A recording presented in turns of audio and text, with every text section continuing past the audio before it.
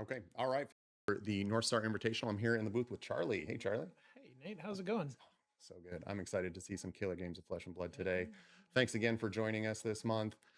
We are trying to stay cool in a hot day. Yeah. On a hot day in Michigan, we have a banger of a round one ready for you. We have Tuffnut versus Puffin. So, I am very much a tough nut stan. Oh man. Absolute blast to play. Now, this is not a matchup you want to play as tough nut, but you You know, know what? Let's see what happens because absolutely. Drew has put out some impressively consistent numbers with this locally. Mhm. And we've got Cam playing Puffin. Yep. Cam, a repeat Yep. Michigan grinder Yep. here with the aggro deck today. Let's get down to the battlefield and see what they have pulling up pretty quickly. We do here see Tuffnut with the pretty expected equipment suite. Yep. The predatory plating as opposed to tunic, which checks out for like the more aggressive matchups where you know you're going to be blocking more. Absolutely. Absolutely. Because you can always get that one resource on demand. Absolutely. So happens that rock is 6 or greater attack that you control. So get that whenever you dang well please. Now, I think we see a fairly standard loadout from Cam, our Puffin player. Mhm. We see a Crown of Dominion Yep. up top, creating a gold token at game start. Cam telling us that they know their role in this matchup. Yep.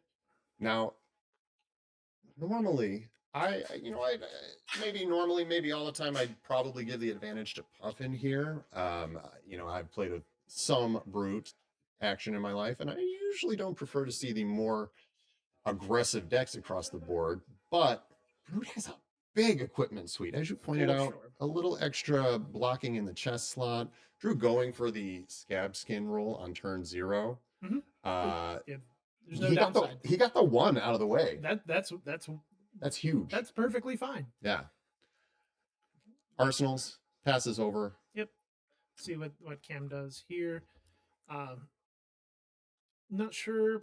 Like based off the equipment suite, looks more okay. Just sitting in the Skyward.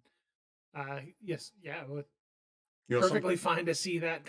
See that. If you're the tough nut player here, because it means you didn't have to. It's one less Skyward you have to worry about attacking into. absolutely, absolutely.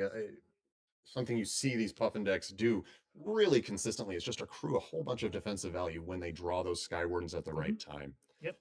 Uh, and that being said, despite being a 3-card 7 here, having had no chance to filter their hand, Cam's probably just saying, this is the best I can do. Let's go for the setup card. Yep. So We see a little bit of armor from Drew, looking to just keep himself healthy. for sure, and this makes solid sense. A lot of times you kind of want to go base like Tough Nut will typically want to block with one card and then go again attack into rock. Mm-hmm, mm-hmm. And so with the arsenal here, uh, life total still at 40-40. Yep, that's just kind of a textbook, you know, Bread and butter play. bread and butter play of Buck Wild under rock. Now, of course, we're hoping for a blue flip off the top. Mm-hmm. Can be a little awkward. He does have that chess piece to bail him out once if he hits a yellow. If he hits a red, no dice. But if he hits a yellow, then at least we have something to do here. So, and we see too, we get a little more information now with seeing kind of the cheating scoundrel in the sink. We're seeing more of the pirate type build. Mm-hmm. So that increases your odds of seeing things like pummel, which seeing pummel on a palantir. Oof, or nasty. Pummel on a conquer. Nasty. Oh, it's so gross. And I mean, I think it tells us a little bit about Cam's intended posturing in this matchup as well. I was not aware that the Puffins were interested in having cards that didn't deal damage in their deck. But in a matchup like this, where we're just trying to grind out the numbers, at least that's what Tuffnut's trying to do. Yeah. Picking up that extra defensive, number when you don't quite have a hand that does what you want it to do. I get it. Oh yeah, for sure. So I'm just a simple enjoyer in general, to be honest. Yeah. So Drew opting flipping a yellow off the top and it should generate the toughness token. and then opting to go ahead and use the chess piece here, which makes sense. You want to at least use that as kind of a safety net of sorts. I think he probably knows enough to know that this matchup might not go long. Kind of depends on how Cam. I I would generally expect them to go full send when they can. So For sure. maybe he's thinking, you know what, let's get this armor value when I can. Let's get Yeah, the 7 damage when I can. for sure. Yeah, no, Cam starts out with making the cog and the soup up. I imagine we'll see a polycrank activation. That is something that is that is hard for decks that have big weapons and big attacks to deal with.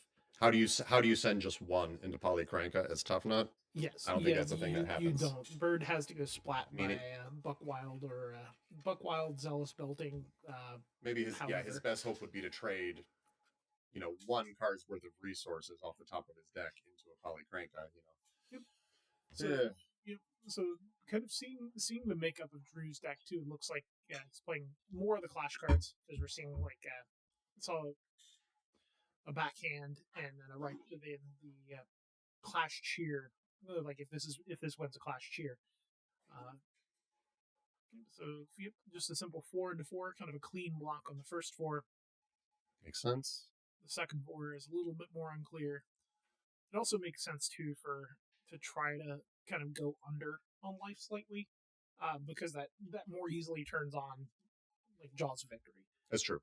That's true. Which is very much a staple card for the deck. Plus, just Tuffnut's hero power in general, right? Mm-hmm. Then we see Cam here going for the +1. Yep, solid kind of two card 9, not shabby. Those are good numbers. We take those numbers. Yeah. You know what I think is really impressive about Drew's play so far? Something that I don't know if I could do. He is remembering to only draw 3 cards every round. Oh, it takes practice. It does. Yep. So we're seeing a rip off the top, pitching a rip off the top. That makes sense now with the blocks the way they were. So this is a draw and pitch. So drawing and pitching. So now this next attack will get +3, and you get those resources. So if Drew had pitched a blue, if it was a blue 6, you get the +3. If it's blue, then you can at least activate. Actually, sorry, it wasn't a 6 attack. The other card, my bad. So, yep, you have the resources here to swing rock for 10. What an interesting. Oh wow, yeah. Still activate Tuffnut. So, yep, there's the blue 7 resources for days. Yep. So you can activate Gauntlets, send rock for 11. We get the toughness token. Yep. Like this is kind of what I was saying is some numbers can happen here, right? And if Cam is intending to play a grindier game, less go for the throat, more grind it out, that might be exactly what Drew wants to do here. For sure. I'm not sure if playing on Tuffnut's terms is going to work, but we also haven't seen a particularly aggressive hand from Cam yet. For sure. Yeah. I'm definitely willing to withhold judgment on the game plan. Yeah. So holding out on the 2-card 11, 3-card 11 basically, or 3-card 12 if the toughness lines up. We're pretty happy with that. We're definitely happy with those numbers. See, we got the gold coming in. 25 to 35. Who's the aggro deck here? Tuffnut can be surprisingly aggressive with the more recent builds. Now, when I see my mechanologist opponent keep a grip like that, I am looking very closely at opportunities to use Scowling Fleshbag. Yes. Yeah, most certainly. This starting with a cog and a crank. I think this might be the turn where we see Poly come out. Yep. Here we go. Get the card draw. Get your money. Draw your card.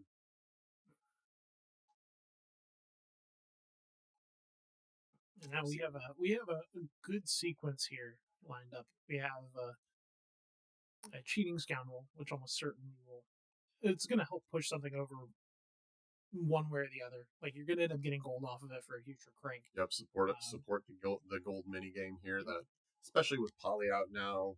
Yep. activating Puffin once a turn, activating Poly, assuming, you know, something that I think I've seen a lot of that can happen in a lot of these matchups. I've certainly been guilty of this, and this is something Drew's going to have to deal with, is kind of, a miniature version of that fork. We were actually discussing earlier the fork of these, against a board state deck. When do you go face? When do you hit the board? It might be really tempting, especially with the amount of damage Cam's already taken, to just keep going face. For sure. But if you leave that Poly alive every turn, you know, It's it can, half a card. you can just get buried in card advantage. Yeah, like it is its own source of cards. So like, this is kind of like a bread and butter play of send the Cloud Skiff that will tap give go again. Send a backspin thrust, untap give go again. Brutal, yeah. So it's just a nice solid sequence. Looks like a crash site salvage, one of the new cards. Now, From, I'm not sure if we Tuffnut's have a expansion set. copper cog yet. I don't believe we've seen a copper cog yet for it to scrap, so I'm wondering if we're going to see Cam lining that up for the arsenal this turn. Quite possibly so. An arsenal or a discard for the cheating scoundrel. For sure. Yeah. Because I think if I'm on the Tuffnut side, I'm pretty happy to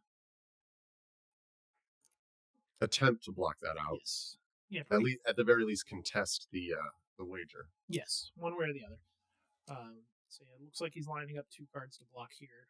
If those are both 3 blocks, that covers 7 with the toughness.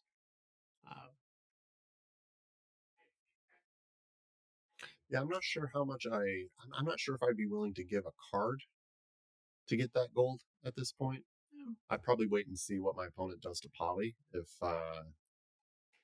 If they're letting Poly live, okay, well, yeah, I'm comfortable committing those resources, but we don't know what Drew's going to do yet. If you go for that line, you give up a whole card just to get a gold, and then they take out the Poly, then you're still stuck finding another source of crank to try to draw your card. True, and the hands don't always have cogs in them, even though there are probably going to be at least like 6 or 8 cogs, something like that. I don't know what the exact counts are. I've seen 6 in a lot of Puffin lists. I've played a handful of games with the deck, and 6 has felt about right for me. Yeah, don't want to go too ham with them. Otherwise, you just end up in those last turns of the game. Yep, like you've pitched all these cogs look. resources. Here they are. Yeah. Guess I'm not blocking.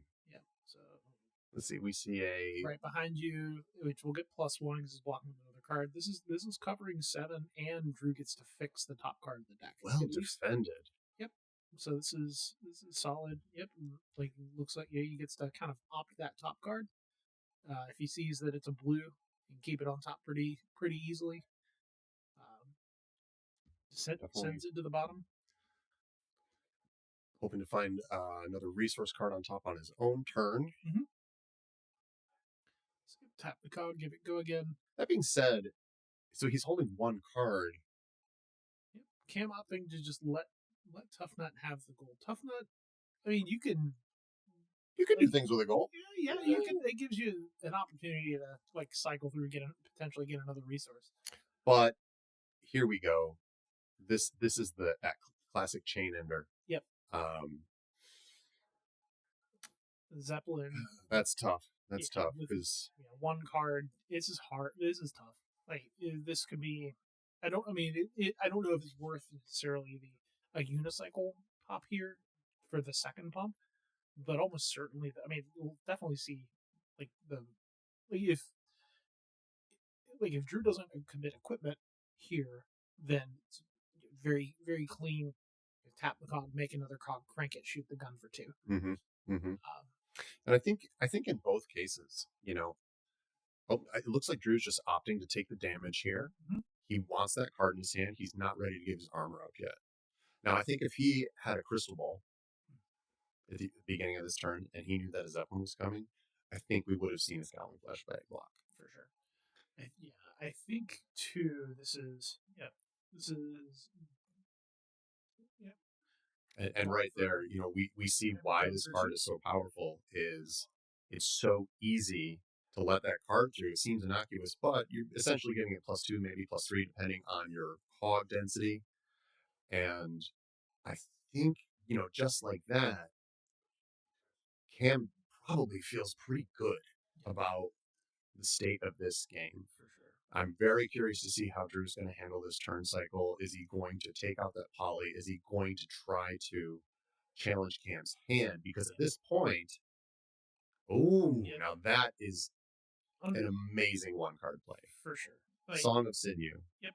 I mean, one way or the other, it was either going to be a Wind Up the Crowd or a Song of Sinew. But cards either you don't want to block with or can't block with. Now there's the blue he was looking for. That is a blue 6, so that is perfect. So we are about to see a one card 11.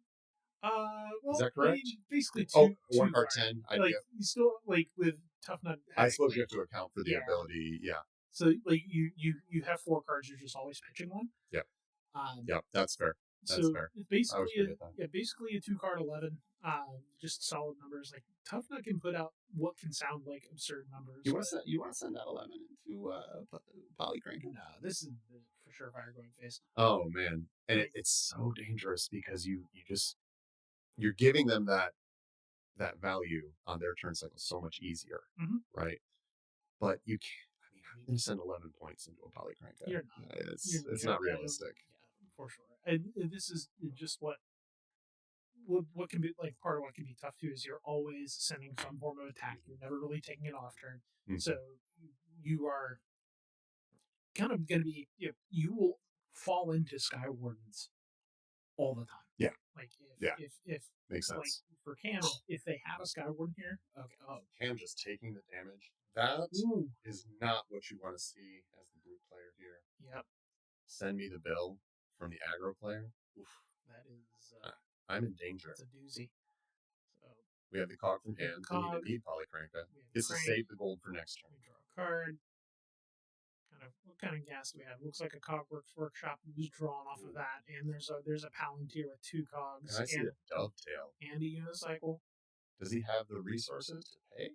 I think I see a Cogworks Workshop. Yeah, Cogworks Workshop's a blue, so that can definitely cover it. And a straight gas. We've got multiple cogs available.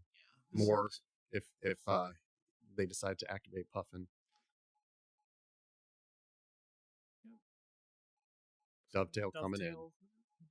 Here's the fork. Now, I tell you, flashback time. Take one of those cards. Get your money. It very well might be. I mean, this is definitely being a tough spot too, because you Cam, they know what their opponent has in the hand. Because the Song of Sinew reveals 4 cards. One of those gets pitched. You see the other 3. You see there's 8 block value in the hand. One of those being Song of Sinew. They don't want to block with that card. Absolutely if they they want to avoid blocking with that card, it will cost one of the power cards, especially without Tunic. You need ways to make sure you swing rock. One of those rules with that grindy deck, you need to be sending that hammer, right? Absolutely. So we definitely see a block lining up. Toughness postured. Yeah. Now looks Drew's posturing. He's going to cover this for 7, which makes sense. Still no flesh bag. And with 2 resources floating. With 2 resources floating, at least a Palantir wouldn't be it wouldn't be the end of the world. It would still be a very big attack. Because you still have to tap a cog that leaves you effectively with 2. We'll see what Cam opts to do here. We do still have the unicycle available as well, giving Cam an extra layer of flexibility. For sure. I mean, Cam could pump this up to. Is it 2 cogs or 3 cogs? It's 2. Yeah. So he could get all 3 pumps. Yep. But I think more likely we're definitely just trying to get the go again here. I mean, that's a good amount of block that Drew put in front of her. How much are we at there? So that's 7, blocking 7 on this. Yeah. A clash reveals Palantir versus Wind Up the Crowd. Wind Up the Crowd not block as a non-block, but it is a blue 6 on the top. So we'll take that. I think you sure you want to try to win clashes, but there aren't many 7s in the deck outside of that.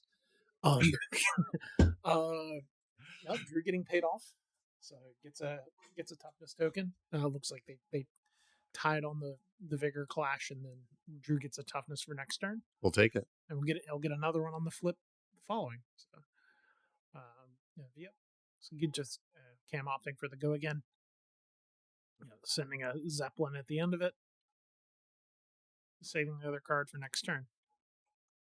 So it looks like, yeah, saving a Cogworks Workshop for next turn. Solid play to Makes sense. really build a board. With, two of those copper cogs, I believe, going away very soon. Just maintaining cogs, maintaining card draw. One of the problems that I've always seen with the Puffin strategy in general is, as the opposing player, if you block a lot when they have cogs, you can just wait for them to not have cogs. Yes. And then when they don't have cogs, that's when you pressure their hand. Now, something I feel like I've noticed in these more recent Puffin builds, they seem to be bricking a lot less. I think in recent additions, Crash Ride Salvage, Gear Turner, they have added some consistency to this deck that it was missing before. For sure. There's Polly coming back out to play for the next turn. Another potential turn cycle of just an easy card draw for Cam. Yep, 14 plays 15 here. Cam putting through a lot of damage to Drew. Well, and despite that parity, I see a lot of block sitting on Drew's side of the board still, and one block sitting on Cam's side. Yeah. So as we get down into these lower life totals, is Cam going to be able to keep the pressure up to the point that he can fight through these very, very tanky equipment pieces that Tuffnut has brought to play with today? For sure. We'll see. I mean, Cam's presented some reasonable pressure. It looks like we were going to have another Song of Sinew here. Holy smokes.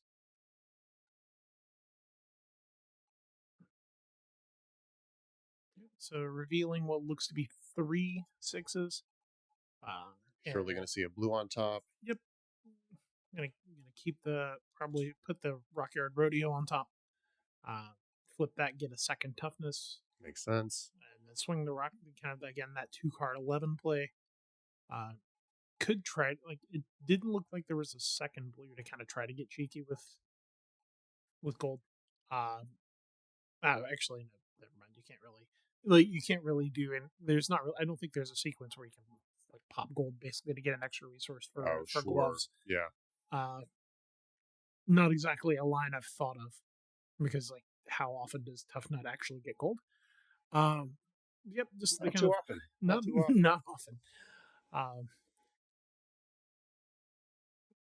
Yep. So rock for 10. Kim lining up a 6 block, Zeppelin and a backspin thrust. Taking 4, going down to 11. So already 11. we're kind of getting to this good mid game. We're approaching that danger zone. Yeah. And this is where Rock definitely shines. Do you think grinding it out against a Tuffnut in round 1 was on Cam's bingo card today? Probably not. I saw Drew in the parking lot and I said, "You playing Tuffnut?" He said, "Yeah." I said, "Oh, you're going on camera, buddy. Yeah. It's happening." Oh, I'm so here for this. If I felt like Tuffnut was a viable choice, I would totally play. Well, maybe you should have some chit chats with Drew here. Drew seems to be doing pretty well in a matchup that we both kind of called not very favored for him. Yeah, also too, in Cam's draws have been okay. A bit bad. We saw the Sky Warden on turn 1 or on turn 2. But hasn't really lined up beyond that. Now we see a Palantir, and this is the full bore. This is the full shebang here. Yep. You need to respect every line of text on that card. Yes. Now, fun interaction with toughness token is they apply to the first action card you block with. So that action card can get blown up. Oh, buddy. Yeah, that hurts, doesn't it? That hurts. Just a little extra twist of the knife there. Yeah. So no, I mean, and we were just talking about like the grindy nature of this matchup, but Puffin does have these blowout play potentials. Yeah. And so, seeing, that's interesting. I'm just noticing Scabskins going in front of this Palantir Aeronaut. That would be a very tempting destruction target as the Puffin player. That being said, I think we're in a numbers game at this point. I'm probably still choosing the action card. I think you have to. You have to try to make Tuffnut block with more than one card. Absolutely. You want to limit the amount of go again attack into Rock at this point, because that's where the numbers really escalate. and Drew having a good especially think here. yeah, especially too with Drew not being on Tunic, it as the game goes on, you're more likely to hit misses. Yeah. And once you hit those, you hit those misses, it's 1 card 0 or 1 card 1 basically with Yeah. toughness token. Yeah, we don't love that. Yeah, it's not so great. I mean, I guess with a gold, like flipping a yellow off the top, you could draw a card and arsenal a card. Like it's not the worst. But still not exactly what you want to do with your turn. I think Drew is maybe reading exactly what we just called and saying, you know what? I think I'm just gonna Yep. take some damage, Yep. And give up some gloves. Yep. I do like this play from Campside. Agreed. I think they recognize you actually the Tuffnut makes really good use out of the T-Rex gloves. There's frequent times, especially on the go again attack into rock turns, where you end up with an extra resource. Yeah, I think here we just see Drew making this bet. You know, I think I can put enough pressure on against a deck that has no block value from equipment. Mhm. He still has 3 with that ever important fleshbag trigger.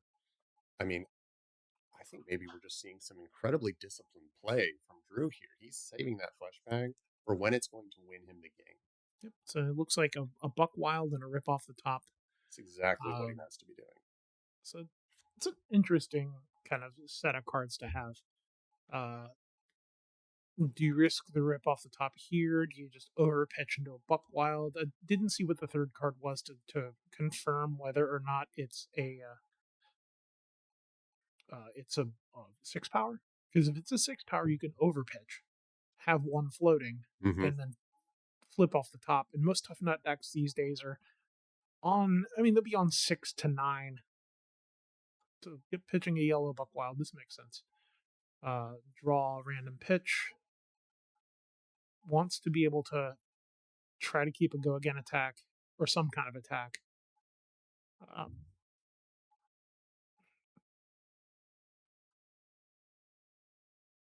So what's the random pitch? The random pitch is another yellow Buck Wild. So there's 3 floating here. Happy with And that. this is he's now. I'm wondering if Drew is finding himself in a spot where he is realize he can't use that card effectively. Yep. Did you see what that other card is? I did not see what the other card was. And he's eyeing scabs to kind of see. I think we might Can have a I- scabs roll. here, Yeah, Dan. can I do I want to push the button? You know, I think one of those heuristics that every brute player must learn is when do we roll the scabs? When do we risk it for the biscuit? Yep. And the answer is when it's going to win you the game Yes. if you And roll well. I think it's a good opportunity to do it right now. Do it now because it's a 50-50 shot of this mattering. Drew, I think, is going to just go ahead and flip off the top, seeing a yellow, so it's 5 resources. Setting up as this much is- information as possible yes. before he decides to pull the trigger, which I think is very smart. Yes. So if this is a 2-cost attack, then certainly Yeah. I think you push the button. But it looks like no, it was a 3-cost attack. So no, this is a smart play. Coming in for 9. Mhm. You know, it's a number that Cam needs to respect. Did we see? Oh yeah, right. The buff goes to the next attack. Right? Yeah. In hindsight, maybe like it could have been like it could have been okay to block with another card, but or block with an actual card from hand, but like you mentioned, like not blocking with an action card, only leaves like just the equipment pieces to be blown up by Palantir. Right. So this Right. makes solid sense.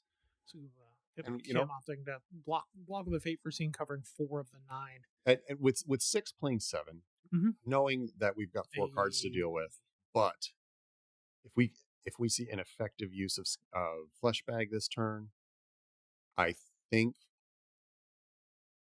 we might be in for a very positive situation for Drew here. Let's see. It all depends how much pressure Cam has this turn, and it depends on how Fleshbag hits.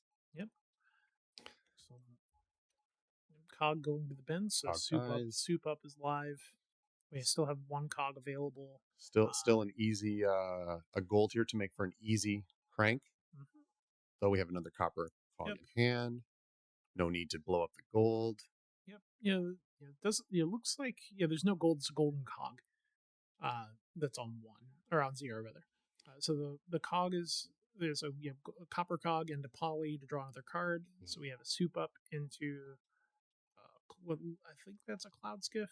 And I just want to call out real quick that sportsmanship from Drew there. Cam did miss the tunic trigger. I mean, it happens to all of us, and just that sportsmanship from Drew is part of just that great vibe we like here. Yeah. In our Lansing community. He's here for a good time, not trying to. Ooh, and there is the flesh bag. Yep. We knew that this was coming. A solid time to do it. Blue soup up for 2. The flesh bag kind of covers this nicely. I think you can read on Cam's face there. Yup, I knew it was coming. So that card going to. No, I don't think we to be know what card was intimidated. banished. It I was did believe either- I saw blue in hand. Yes. So. It was going to be a skiff or a Cogworks Workshop. So tunic coming in. Yep, cloud skiff for 5. So it's a Cogworks Workshop that is left over. Okay. So we're not sure what's left in the arsenal. Now, if Cam can convert this arsenal, then we're not so upset because Cogworks Workshop is a fine arsenal target. Yes. However, we do still see the opportunity for Drew to leverage some defensive value from hand here. We do have cogs up for the go again or pumps, so Drew has to consider all angles here. Yeah, it would be nice if the arsenal was a backspin thrust at this point for Cam. Can you imagine? Because go again into gun for 3. Not what you want to see. Sounds pretty nice. Not what you want to see. Definitely a solid sequence. We'll see. We didn't catch what the arsenal target was. That being said, I think again we have fallen right into that game plan that Drew feels very comfortable with. Mm-hmm. So Drew Blanc for 7, tough smash up, vigorous smash up. We're gonna get a couple more clashes here. Now this is an interesting spot. Over blocking to hedge the potential of pumps. I am hoping that Drew doesn't regret. Now that's interesting. Sky Warden is a 7. So I'm hoping that Drew doesn't live to regret putting 2 cards in front of that. I would have been tempted to keep another card to put in front of whatever the next chain link may be, assuming it comes. But Cam's also perfectly able to read that and just pump this chain link rather than sending another, right? So we see, Cam won the first clash, got a vigor. Drew bottomed the yellow. Now sees a blue vigorous smash up on top, which at least swings a rock. So we love to see that. It could be a lot worse.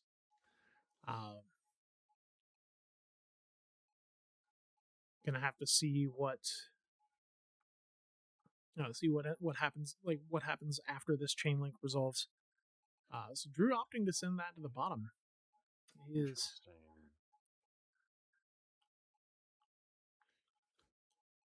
Yep, tap the cog, give the attack go again. Oh, reaching for the arsenal. Oh, there's a red soup up. So 4 go again. We got 4 into 2 here. 4 into 2. Believe is very on the solid. menu. Arsenal will be now, interestingly, workshop for later. Drew could just eat all this. Drew could go to 1. Yes.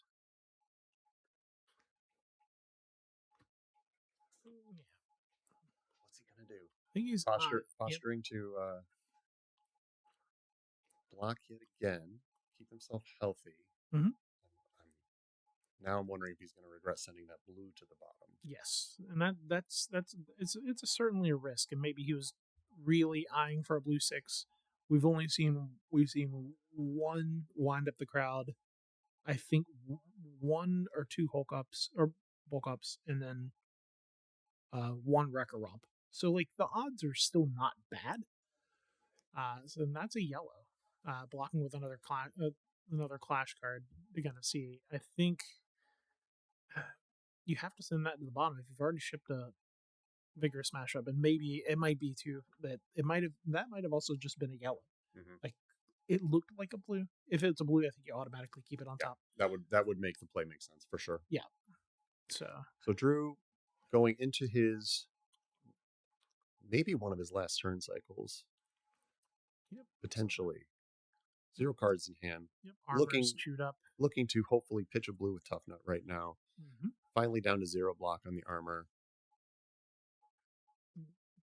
So Drew in Ooh, the we see a number. We see a couple numbers cards in Cam's hand. I think this is. I see a little smile on Cam's face there. I think this is exactly the type of hand Cam wants to see here. that looks, yeah. Look, is that a blue? I believe that is Buckwild? a blue Buckwild. So So that we are is- going to see the 1 card 7. Yes, and yeah, Cam, thanks to winning a couple of the clashes and knowing that there's a Sky Warden on top, is still sending at the Huge. 7. Am I which- mistaken, or should a toughness token have been created when he activated Tuffnut? That it only does that if you pitch a 6. Off Oh, the that's top. correct. That's right. So blue Buckwild's a 5. That's right. So the Sky Warden's going to block for a lot. A lot. Is blocking for at least 5 with maybe 6. You're crushing a cog. Now, my brain is going back to about 4 turns ago when we were saying, gosh, are you going to send a rock for 11, a rock for 10 into Polycranka? Mhm. I don't think you are most turns. But how much value has been accrued from that Polycranka living? But and Drew also hasn't had the go again attack to It's true. really send into it. Even if you wanted to commit that number of cards. Yeah, like maybe the turn that where he sent the right after you Mhm. the yellow attack. Maybe that could have been pointed at Poly, but that's still basically 3 cards worth of value sent at Poly. Now Cam has gotten plenty of value leading up to this on Poly, off of Poly. So, but at some point, like okay, sure, like sunk cost fallacy. So yeah, it looks like Cam opting to go ahead and use the Fate Racine as well. Getting the value off of getting just the value off the cards. Go ahead and churn through the deck. So yep, 6 plays 5 here. The Vigor is going to translate nicely into the Cogworks Workshop and Arsenal. Oh, that's a very clean play. Yeah, and it We looks see like the first crank.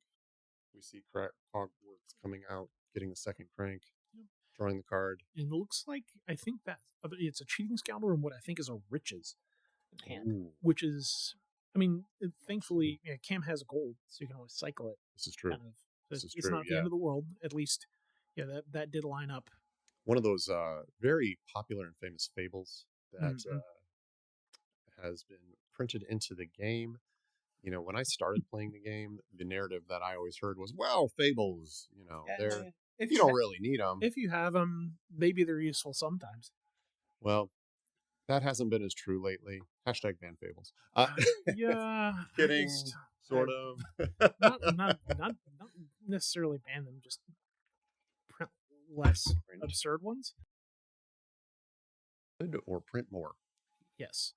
I think our producer's freaking out right now. We need to stop talking about this. Yeah. Okay.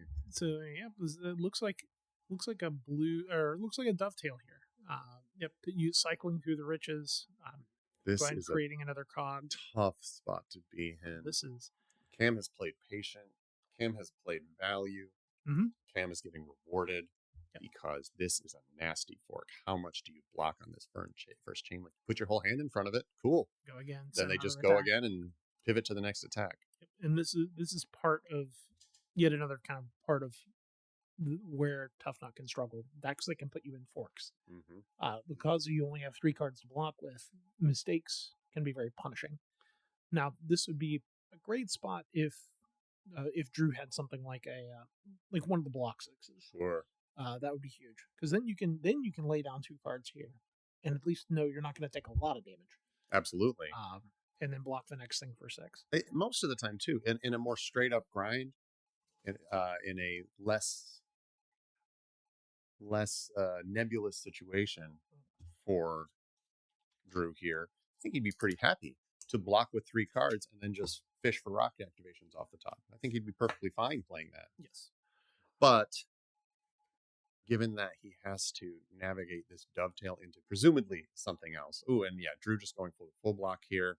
Yep, that makes sense. The hand only blocks for 7. Saying that Buckwild, he does get the toughness for next turn.